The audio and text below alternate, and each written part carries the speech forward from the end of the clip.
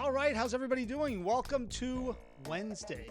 Yes, it is Wednesday here in the beautiful city of Chicago, July 15th. Hopefully everybody's doing well, everybody's staying safe, everybody's staying healthy, everybody's staying away from each other, everybody's socially distanced and using hand sanitizer. Those are always my things that I say at the beginning. Obviously, probably a lot of you heard the news from today when the mayor was none too happy about some of the people that were frequenting some of the bars, none of the clubs, some of the bars, hanging out, not socially distancing. And we do not want to go back to phase 3. We want to stay in phase 2, phase 4, I should say. We want to get to phase 5, phase 4. We do not want to go back to phase 3, which would mean the clubs close, the bars close, everything closed. We do not want that. So everybody stay safe, everybody stay healthy. Socially distance. Grab a couple of beers and sit 6 feet away from your favorite friend. You guys can still hear each other talking. You don't need to hug it out right now. You can hug it out in 2 years when there's a vaccine. That's my recommendation here. I am Mike Jeffers, of course, Chicago Jazz Magazine, chicagojazz.com. You are watching Chicago Music Revealed. Of course, all the information and all of our past episodes are on chicagomusicrevealed.com. Also want to make sure everybody knows I'm also the Director of Entertainment and Programming at the soon-to-be opening Epiphany Center for the Arts, right there, 201 South Ashland Avenue in Chicago. We are going to be launching an entire music series starting in September, completely COVID safe. We have a lot of precautions, a lot of details that we are going to be announcing about that. And we have a full slate of artists already booked for September and October. We've got music series that are going to be announced every night of the week, along with a lot of cool other events that we're going to be announcing. So get all the information at epiphanychi.com. And of course, you're going to hear it all right here once we start announcing it, which should be happening probably in about 10 days, maybe a week, 10 days. So stay tuned. But without further ado, we're actually, my guest today, Ivy Ford, is actually going to be part of our blues series, which is going to happen on Friday nights in September and October and November. But we're not going to talk about that today because she's got a whole lot of stuff going on. So let me bring her on right now. Ivy, how are you? You're on the phone today, but it's good to hear your voice and good to have you with us. Hi, Mike. Thanks for having me. I'm doing very well. Very well. Well, Thank you. you and I were talking a little bit, and before we get into the new album that you have out and all of the great stuff, you're starting to get a little busy again. You were doing some live stream stuff out of necessity. Obviously, you're used to playing like 5, 6, 7 nights a week, traveling all over the place, and this time of year is one of those times of years, which is like a lot of musicians, you would be slammed busy with festivals and gigs and everything else. And unfortunately, because of COVID, you aren't. But now you're starting to get a little busier here. I guess you did a shoot this afternoon, which we'll talk about. But then you have some performances coming up. Why don't we hit those real fast at the beginning? Because you have a couple of open air performances that people can come out. They're public performances, and people can come and actually see you perform live, which is a novel idea these days. Right. Yeah. So this Saturday, the Crossroads Blues Society, which is based in Rockford, Illinois, they are putting on an outdoor concert at Lyron Park, which is in Rockford, and me and my band will be playing there this Saturday, July 18th, from 3 to 6. The doors open at 2 p.m., I believe, and it is a ticketed event, so you can go to Crossroads Blues Society online or on Facebook to get pre-sale tickets, or if you're lucky, there might be some at the door, and that is at the Lyron Park in Rockford, Illinois. Excellent. And then Wednesday, July 22nd, I'll be doing a solo show at Route 20 in Sturtevant, Wisconsin, which it's about, let me think, it's maybe about 35 minutes north of the Wisconsin border, and that will be from 5:30 to 8:30 at Route 20, Route 20 Bar and Restaurant in Sturtevant, Wisconsin, and that will also be outdoors, weather permitting. So kind of cool because it's one great opportunities. I'm grateful for it to be playing live again, but also doing it with some safety precautions in mind. Yeah, so how well, can you go wrong? well, it's got to be fun to actually put things on your calendar where you're able to play again. Because I mean, you were constantly playing in your career, the momentum kept building and building over the years. You and I talked last year when you played at the Chicago Blues Fest on the front porch stage, and you and I did a interview in between sets on that hit, and then you tore it up. I just remember I announced you. You played, and then halfway through the set, you were down in the audience, out in the field. You had like a conga line going at one point. I think you got That back up on. doesn't sound like me. Yeah, No, not right. me. Yeah, right. And somehow you still had your high heels on too. I don't know what was happening, but you went down, you tore it up. Your band was killing it. Yeah, everyone went crazy. And this time of year too. I mean, with all these festivals, everybody's super busy.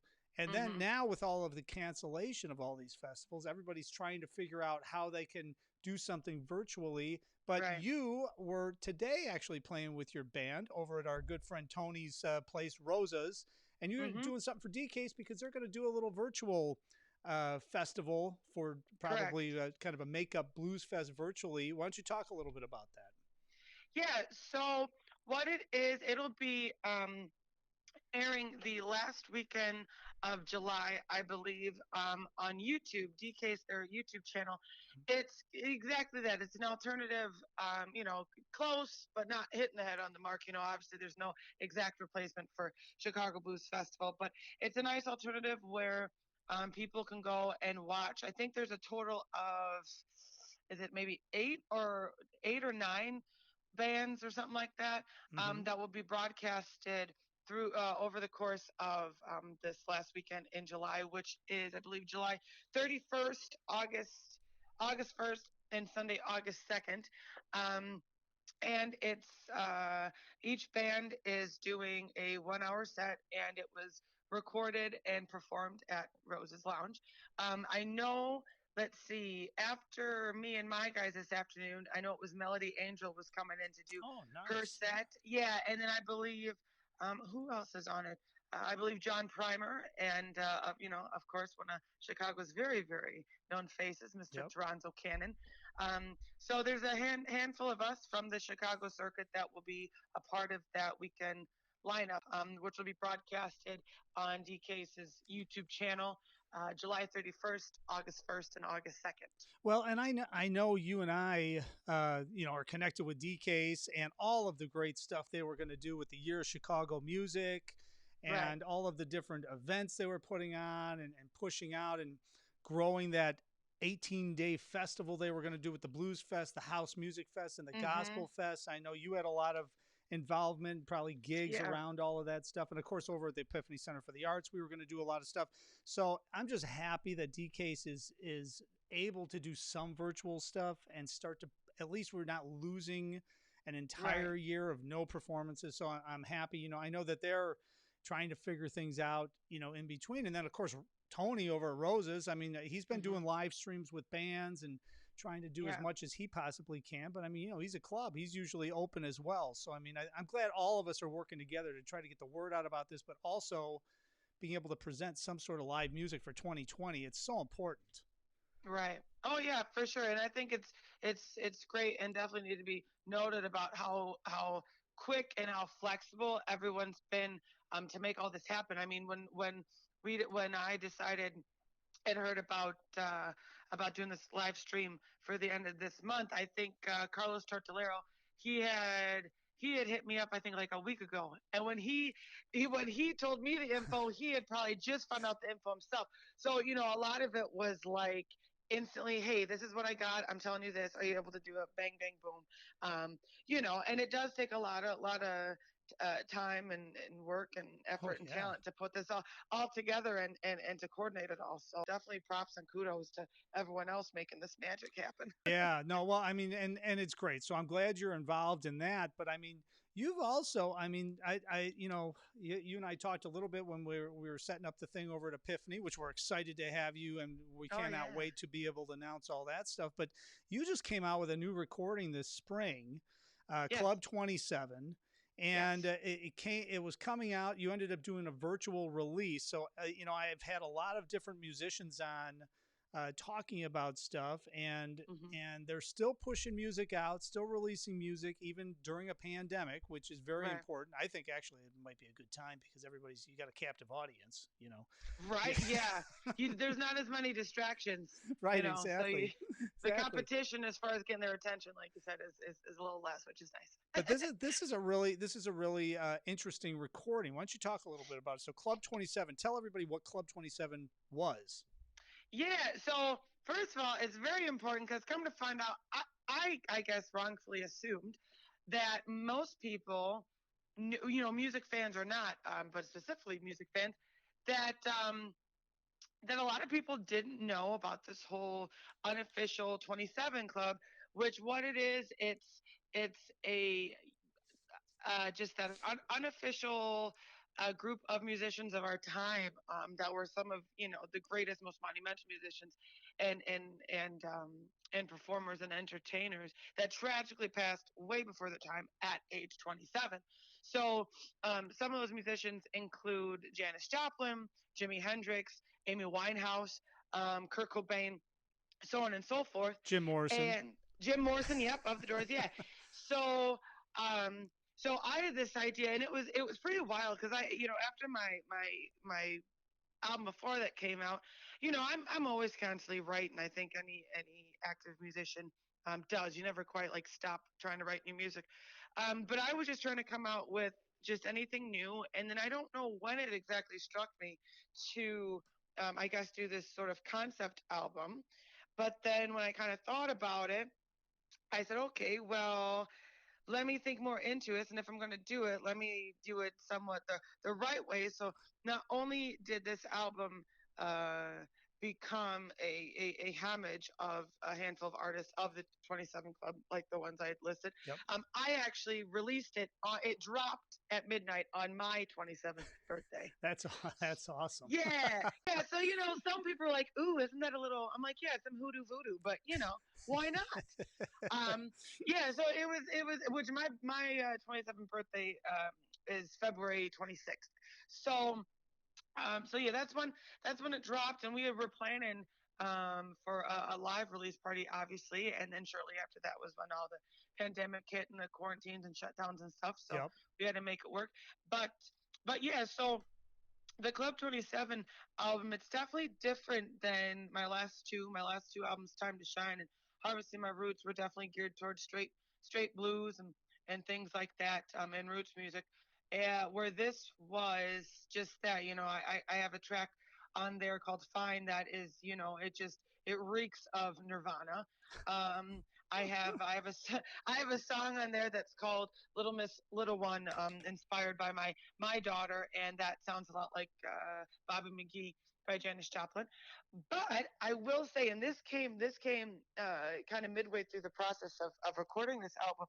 The first track on there, which is called "Keep On Blues," which that in itself is one of those, like, I had to do at least one straight blues, Mm-hmm. song, just because it's in my DNA, It's and that's you. Yeah, people it's know me you. for exactly. "Keep On Blues" is actually inspired by Robert Johnson, Crossroads, which, with that being said, Netflix had come out, I think it was maybe 2 years ago, with I think it's like only a 37-minute documentary on Robert Johnson, in which I guess if for anyone who doesn't might not know who that is, I'm be shameful to admit that, but Robert Johnson is considered, the godfather and basically creator and master of Delta blues. Um, when they in the documentary, when they kind of dug up whatever death certificate and birth certificate they could find, when they did the math, he actually had passed when he was 27. So Oh. yeah, so I talk saw that about. too. I don't even remember. Hmm. That's the one at the end. Kingfish is on there too, right? I mean, I that's think the you one. might be right. Yeah. Yeah. Yep. Yep. So it was one of those. I found that out. That little trivia about Robert Johnson, like I said, kind of midway through the process of recording Club 27, and when I wrote Keep On Blues, it was. I mean, like, not, how do you say? Majority of the songs have a specific artist that I'm paying tribute to. There are a few other tracks on there that are just, there's really no inspiration other than my own. which I kind of figured that fit because I'm 27. So when I did Keep on Blues, I was just being me. And after we're putting everything together, and I watched that documentary or whatever, and it said, yeah, Robert Johnson was 27 when he passed. I said, well, if that don't give you the heebie-jeebies, things are meant to be. So yeah, yep. Well, and by the way, I've got the album cover up on the screen right here underneath you. And what was the concept? I mean, you that's Robert Johnson is the image you're going for, right? Yes, it was. It See, I was. knew it. I knew it. Yeah. And it's funny because now, like, ironically, I thought more people would know of, or at least had heard of the whole concept of the whole 27 Club, which I tell people, hey, my album's called Club 27. They're like, why? And I'm like, you don't get it. But then when I show them or they see the album cover, more often than not, I get people that say that or I would have never had assumed would have any idea of who he was, and they right away they say, "Oh, that's so cool! It's Robert Johnson." Oh, I'm so like, they "Oh they wow, get it. Yeah, yeah, isn't that wild? I mean, hmm that's a famous photo yes, that you're imitating Robert right." Johnson. Although, hopefully, this becomes a famous photo at some point that everybody That knows would it's be Ivy nice, Ford, right? Because you've sold right? millions of Yeah, copies of Club yeah. 27. So you guys did a virtual release, but of course, it's all the information's up on ivyfordmusic.com. So what was the virtual release? Was it with the full band or was it just solo? No, it was with my full band. We had broadcast it and streamed it at a art and music center called Kenosha Creative Space, which is Mm-hmm. in downtown Kenosha, Wisconsin. And they had never they had never done any live streaming from there whatsoever. And before the whole shutdown and quarantines and stuff were going on, we had discussed just in general because I've performed there a few times before, me and my band. We had discussed about trying to find a way to live stream or whatnot, and then the idea kind of just bloomed and expanded out of necessity, and we just used the opportunity of my CD release party to use that as kind of a guinea pig and an opportunity to experiment and learn, and actually ended up coming out really really cool. And I have to give a kind of a special shout out to a young gentleman by the name of Jeremiah Lund. He is a musician as well, 16 years old, I believe. And if you go and watch the Club 27 release, which is on YouTube, if you just Google me or whatever, it Mm-hmm. pops up. At the end of the live stream of the concert, there's a little 3 minute or so short music video of me playing Keep on Blues.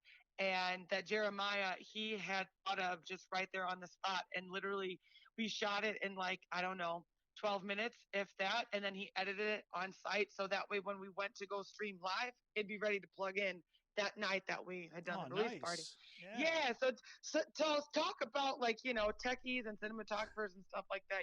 Look out because there's some young bloods up in this business, man, that might give you a run for your money. Um, so we did that. It was quite a success, and that was kind of a kickstart for the rest of my live streams as well as a lot of other musicians that have been doing the live stream concept because of Yeah. the time. I So mean, and talk a little bit about that because you're used to playing out all the time, but I know you were starting to do a lot of different live streams. I used to see you all the time popping up. Now you've gotten a little bit more busy with some on-site right. performances, which is great. But I mean, hmm are you a musician that knew about the live stream, didn't quite understand it, or maybe you understood it, but you didn't know all the ins and outs of maybe making it look better and everything, and then all of a hmm sudden the quarantine happened and the shutdown happened, and all of a sudden you had that time to figure it out and say, wait a minute, I think I'm going to have to figure this out. Right. And is Right. this something now that you're going to continue on using for your own marketing purposes and your own music purposes? Because it seems to me like because of the shutdown and the quarantine, a lot of musicians out of necessity had to learn how to do this. And now I think you talk to this because I think hmm you're able to grow your audience Oh, and for and sure. expand. And I mean, I've watched things that I never would have watched before. I didn't even know who these Right. artists were. I was like, whoa. Right. So what's that Yeah. done for your audience?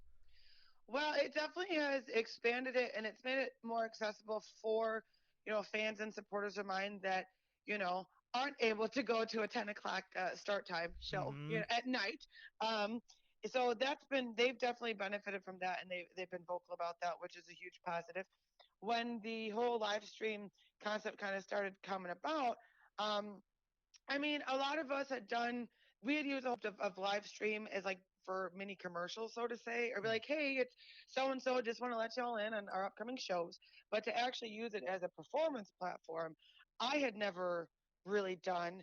And it was, let's see, if I'm not mistaken, I think it was Sunday, March 17th or 18th, when the city of Chicago and Illinois had done their big press conference, basically, saying we're going to be going through some things, and this is how it's going to be, and clubs and things are shutting down and whatnot. And I think it's safe to say that I'm not the only one, musician or just people in the business, that didn't like have their heart stop for a minute, like, whoa, what? Um, Yeah, I know. No and kidding. yeah, yeah, and I don't know if maybe like my mom had said, hey, why don't you like just play and like just go live and play, and a few other people had mentioned it, and I was like, I mean, I guess I could. So it was either that Sunday night or maybe the Monday or Tuesday afterward, and went in my bathroom with my, I don't know if I had acoustic or my Strat or whatever, and I hit go live, and I was kind of like, hey, I'm not really sure what I'm doing, y'all, but tune in. I'm going to play some music. Not really sure In where your our future. bathroom. Yes, yeah. Not really sure where the future lies of live music right now, but I'm going to give this a whirl. And I ended up doing like over 2 hours straight, just like playing and having a gay old time. And I think I had live. I think I had almost like 500 viewers in Wow. real time. Yeah, and then naturally I archived it and things like that, and Hmm. it doubled overnight, and it was one of those things. I was like, well, maybe this might be, we might be on something here. So I was doing it every Wednesday or every Thursday night, depending on what else I was doing, and I ended up, attaching a PayPal link if people wanted to, kind of virtually tip me or things like that. And actually, it has been really cool because while I'm playing and things like that in real time, people can comment or ask questions, and so it kind of turns into a intimate unplugged performance slash Q&A, which a lot of times, me and other musicians, we don't get that opportunity, say, when you're playing live at a festival or even in a nightclub somewhere, because things are so loud. You only got 15 minutes or so to take a break, and you Hmm. got other things you want to get done. So it was kind of definitely a new experience, but I feel like I kind of took to it to water, and I started to really enjoy it. And then just that recently, me and my band have had a few live live shows, so I've kind of stepped back from the live streams just for now, but I definitely plan on getting back to it. So when I have a week or something where I don't have anything live going on, believe me, I'll be in my bathroom again, Mike. The acoustics are great, Oh by yeah, the I was way. gonna say all that porcelain, man. It's got to sound Mhm. fantastic in there. No, but Mhm. I think that by adding that in, and to your point, you're able to create a relationship between yourself and the audience that you never have been able to do in the Oh yes, past, which is and internationally too, yeah, yeah, which is really, I had last time I did a live stream, someone was like, "Hey, we're watching you. Greetings from Italy or greetings from Canada or whatever," which is like, oh, that's so cool. yeah. Modern technology, man. Well, and I think in the long run, that's going to help all these artists, especially, I mean, somebody like you who's got a personality, who's able to connect with people, develop a relationship, because that relationship always makes it so that somebody comes out to see you, but it's not like they're coming out to see Ivy Ford. They're coming out to see Ivy Ford because they've connected with you socially. So Oh, it's for almost like they're sure. coming to see a friend more than just Absolutely. like there's no barrier up anymore. It's like, come on Right. out, let's have fun, and Oh, that's what music absolutely. should be. Yeah, I mean that's I think any if someone might be like question me on this, but I think any real musician or any real artist or things like that, I think whether we want to admit it or not, when we perform or whatever, that is, even if it's just in the subconscious or back of our head, that is a goal of ours, is to connect. You got to make someone feel something, and if you don't, then you're not doing it right. I'm not saying you got to make them feel good always, but you got to make them feel something. Just a reaction on some level. But no, Yeah. and think about it. I mean, when we're talking about Robert Johnson, when people used to go to the clubs, regularly because there wasn't YouTube, there wasn't Right. Right. 57,000 channels that you could watch, Netflix and everything Yep. else. People actually had to go out to see Mm-hmm. entertainment. Well, they would And go out. interact. Yeah. Yeah, and they would go out every single night and they would be sitting there and they would get to know the artists and they would get to know the people that were seating them and the club owners Yeah. and everybody else. It Yeah. was more like a family, more like a hang rather than like they're buying a ticket and going somewhere Right. and there's this Well, brick and wall. yeah, well, and even now, I think you talk to any live music fan and live music goer, you ask them, hey, what's your greatest memory, or like, what was the greatest concert or the greatest, artist that you saw, and they may say, oh, I saw so and so, and they played their butt off, and it was amazing. But I would bet big money, because I'm just full of it.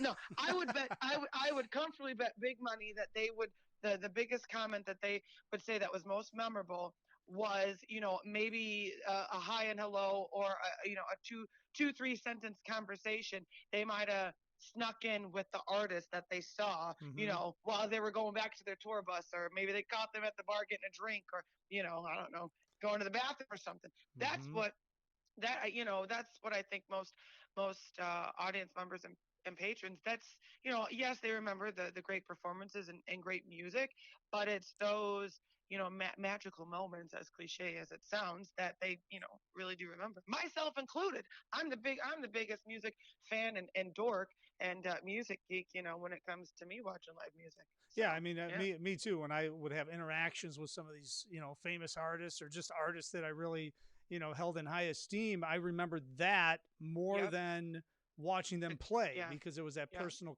connection. So that's the beauty of the live stream, and I think this is only going to grow the music industry, even though we're in the pandemic. So at least if there's a yeah. silver lining, that's going to help. Mhm. So all the information on all the releases, because you have several at Mhm. ivyfordmusic.com, but we should talk before we get off because I got two other things that I want to mention to you. But the first thing I want to talk to you about, how did you get into the blues? Because didn't you grow up, we mentioned Kenosha, but didn't you grow up Yeah. in the Waukegan area, up in that area, right? I mean, isn't that Yeah. how did you find? How Um. did you just were the was the blues around in your house? I mean, what drew you to the The music? blues found me, Mike. No, I'm kidding. Well, no, that is partially true. So, um, the last year or two, I've been very grateful to do a handful of interviews like this where I do get to talk a bit. And I do mention, for people that may not know, my dad was actually a professional musician. He was a bass player and singer, and is still a fantastic musician. He can pick up anything, and give him a few minutes and you would think he's been playing it his whole life. Um, and I wasn't always raised with him. But I think that gives some truth of, there's some things that are just genetically, inclined. It's in the Mm-hmm. genes. But my mom was always, and still is, has always been a huge music fan and very eclectic music fan, as well. So in that case, I did grow up listening to blues and soul and R&B and things like that. The first time I ever started singing as a little kid, though, like in talent shows and stuff, I must guiltily admit it was pop. So Britney Spears and NSYNC were my jam. That was Well, my hey, we're generation. not going to hold anything Right. against you here. It's all music, you know. Yeah, but and then my mom was a bartender for 30 years or so. So she was always around live music. So how it came to be, she was bartending at this bar in North Chicago, which is south of Waukegan, Mm-hmm. and their house band on Sundays was called Real Deal, and they were out of Kenosha, Wisconsin. And for people that don't know, Kenosha, Wisconsin, and like Lake County, Illinois, so Waukegan, North Chicago, they're like within 40 minutes of each other, if not Right. closer. So, Yeah. yeah, sometimes I tell people like, "Oh my gosh, but that's like a different state." I'm like, "Yeah, but they're right next to each other." Um, so You don't have to yeah, go through the border patrol to go to Wisconsin. You can just exactly. drive Yeah, there. exactly. So it was a Sunday. My mom was working, and she had said, "Ivy, hey, dress up kind of nice. I'm going to bring you to see this really awesome band." And so I came to work with her, and the bass player of the band, his name's Alonzo Smith, Kenosha.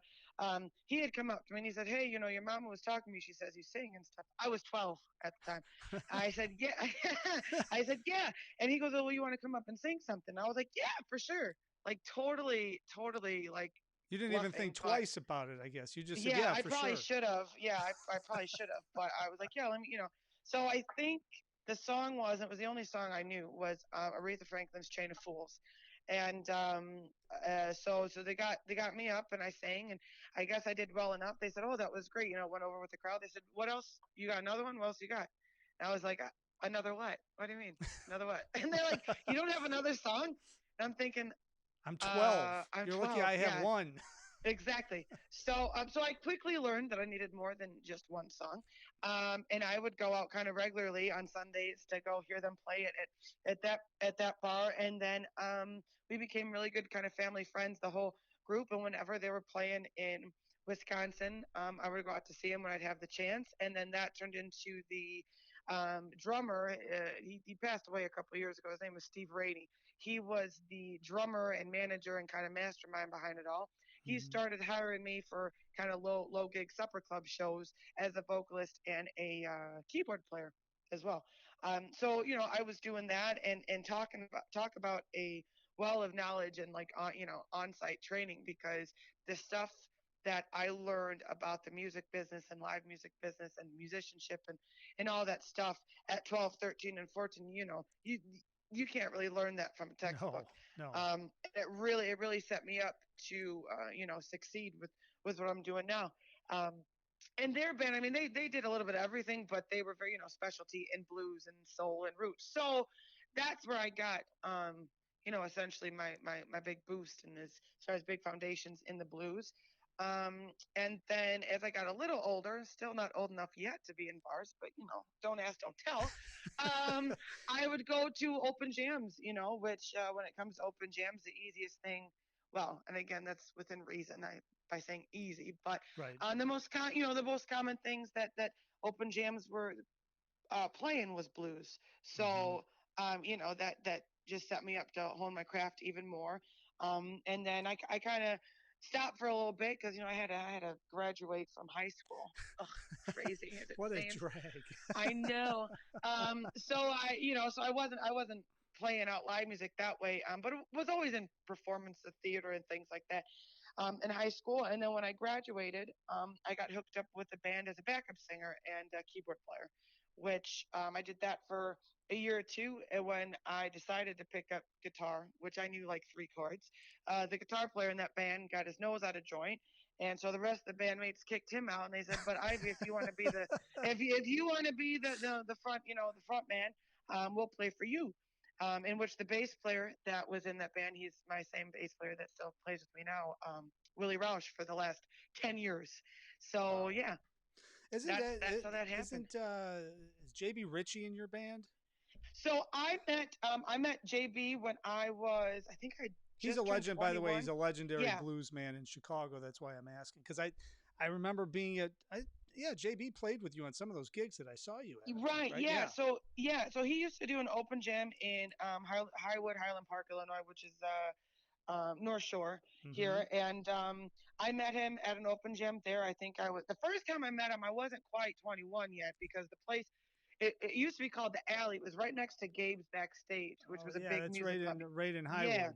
Highwood, exactly. But So the yeah, age of 21 in Highwood is relative, anyways, because it's Highwood. So yeah, exactly. Yeah. So I first met him then, and then when I finally was 21, he used to play at another club called Max on Slade in Palatine, hmm and so I used to go see him there, and we just we hit it off really well. He saw a lot of potential in me, and he started inviting me to his shows, and he goes, "Hey, I'm playing here. I'm playing at House of Blues. I'm playing," and one of the most, I would say, that the one most special show that made or break my career was, he had asked me to come down to Buddy Guy's Legends, to go see Joe Moss, another Chicago yeah. Blues Hall of Fame artist and things like that.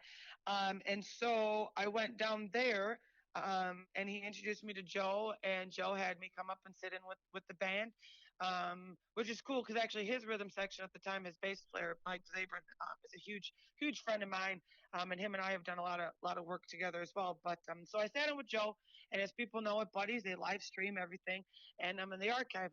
So I sat in. must have, did something right. Because then I got a phone call from buddies like a couple weeks after that, and I was nervous as all get out because I thought, when they said, "Hey, is this Ivy? This is Buddy Guys calling." I'm thinking, "Oh my gosh, what did I do? I'm in trouble."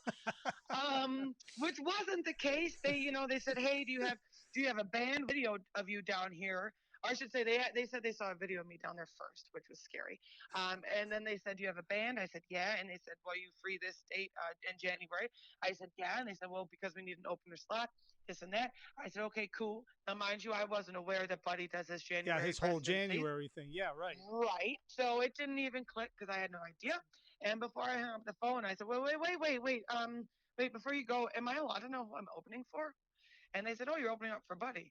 So I kept my cool on the phone, but as soon as I hung it up, I was like, pinch me, I'm dreaming, or like I've died and gone to heaven. And that all stemmed from, like I said, meeting JB and him introduced me Yeah. to some folks in Chicago and stuff like that. And one thing led to another. And, here I How am. awesome is it? Because you're 27, Yeah. and being in Chicago and being in the scene the way you're in the scene, and for so long, only being Yeah. 27, you've been in. Yeah. But I mean, just think about all of these musicians from all over the country that want to be blues musicians. But the fact that you in Chicago, you're able to connect with people like JB, but also Right.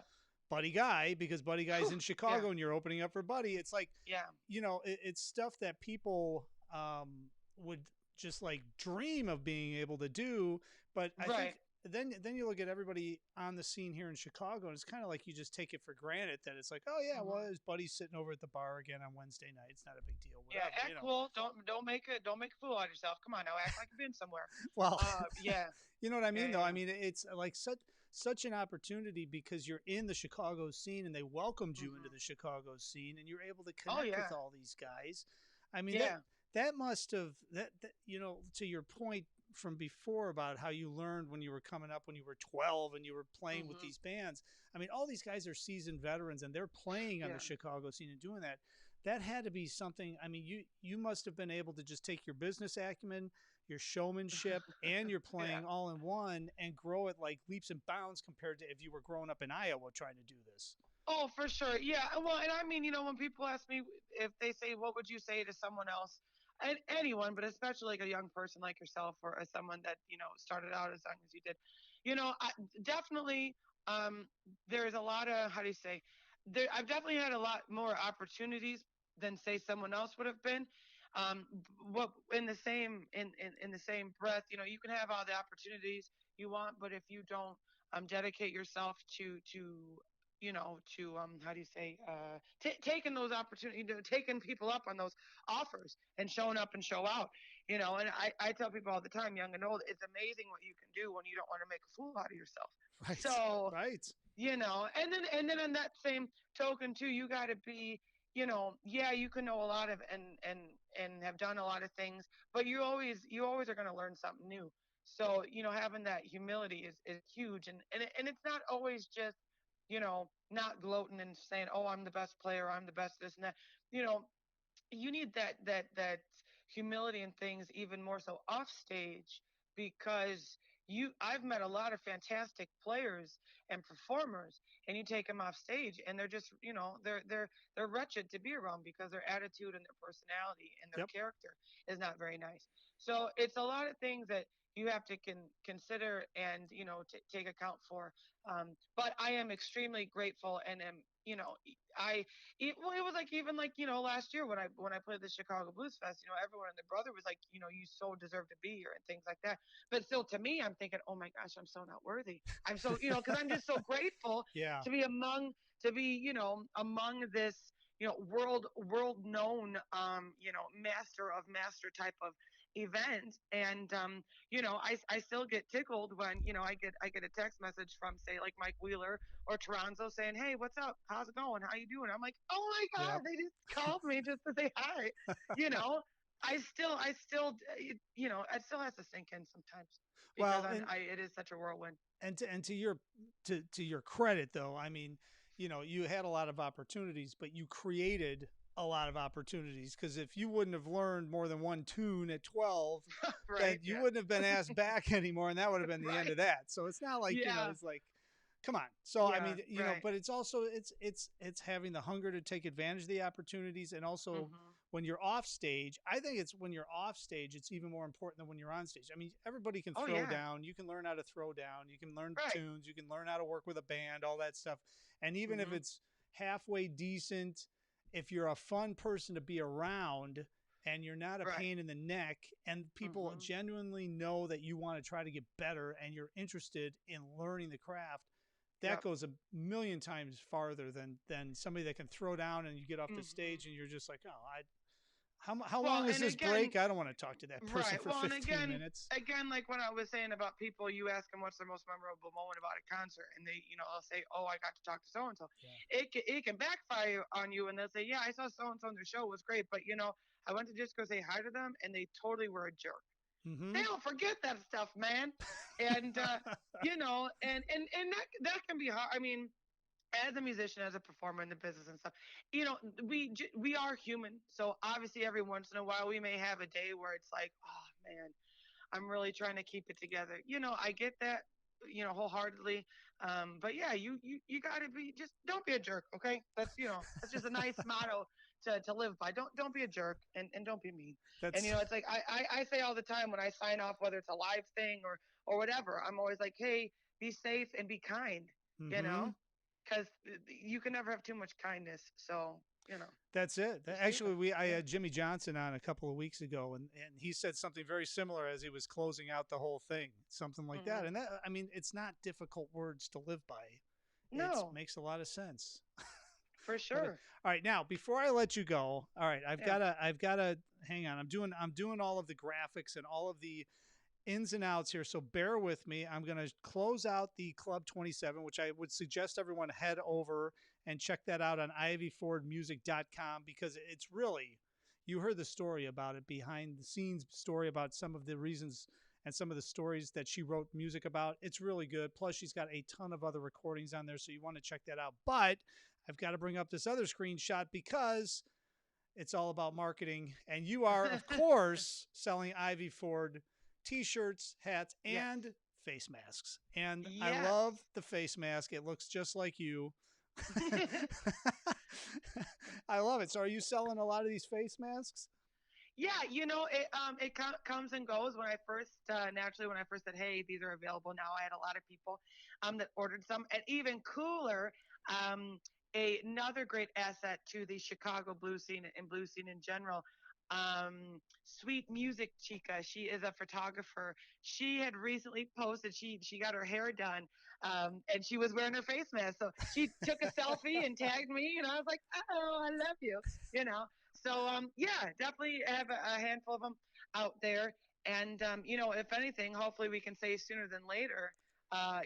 It'll become quite the novelty of, Yeah. look what I got. Remember when? Yeah, So let's fingers crossed on that. And when you yeah. don't need it anymore, bring it to the show and Ivy will autograph it for you. So Oh, you I can, sure will. it'll be a great keepsake for you to remember the pandemic of 2020 and 2021, as we Yeah. all are going to have to, unfortunately. But hey, Ivy, you're making it happen. I really appreciate you jumping on. I am looking forward to being able to announce to the public and get tickets on sale when we're going to see you at the Epiphany Center for the Arts coming up, and that's going to be in the Yes. fall. So that is going to be a ton of fun too. But we'll circle back on that one, and we'll have to preview some of that performance on a separate show. But congratulations on keeping things happening during a pandemic and everything you've done in the past. And I'm looking forward to seeing all the great stuff you're going to do here in the future as well.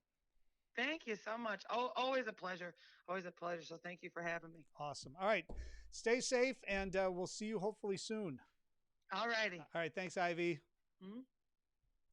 Ivy Ford, I'll tell you, you've head over to the website, check out everything she's got going on. It's always fun talking to Ivy too, because she's such a great person, and she's so talented. I'm telling you, when I emceed the front porch stage at the Chicago Blues Festival last year, I did it for the whole weekend. She was the one artist. She went down into the crowd. She was moving around. People were just flocking. People went crazy. I mean, I didn't see that reaction with a lot of other bands there, and I saw a lot of music. I mean, she knows how to turn it on. But we heard the story. We heard about her background and why she can do that. She learned it from a very young age, and it was a pleasure talking to her. So everybody, head over to ivyfordmusic.com, pick up the new release, Club 27, pick up a t-shirt, and of course, get an Ivy Ford face mask. It looks really cool. Check it out when you get over there.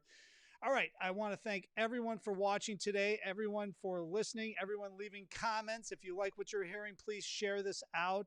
Leave us a comment. Tomorrow, we have got a double header. We've got Harar is going to be on, Atarian. We're going to do CD reviews that are up on Chicago Jazz Magazine. And then at 6 p.m., we're doing another show. Greg Duziaski. I know I'm saying it wrong. I apologize, Greg. I'll get it right for tomorrow, 6 p.m. He's got a new release we're going to be talking all about, so stay tuned for that. And on Friday, we're going to be back with Kenny BDI Smith and our good friend Dave Katzman, who's going to help to co-host that show. And so that'll be on Friday, and we will be back on Friday at 6 p.m. as well. Tomorrow, programming note, 5:30 p.m., doubleheader tomorrow, so tune back in. If you like what you hear, please share this, please like this, please leave us a comment. And as I always say, tell the neighbors, tell the family, call the grandkids. Chicago Music Revealed right here every day, 6 p.m. Central Standard Time, except for tomorrow, 5:30 Central Standard Time. Stay safe, stay healthy, and I'll see you on the next broadcast.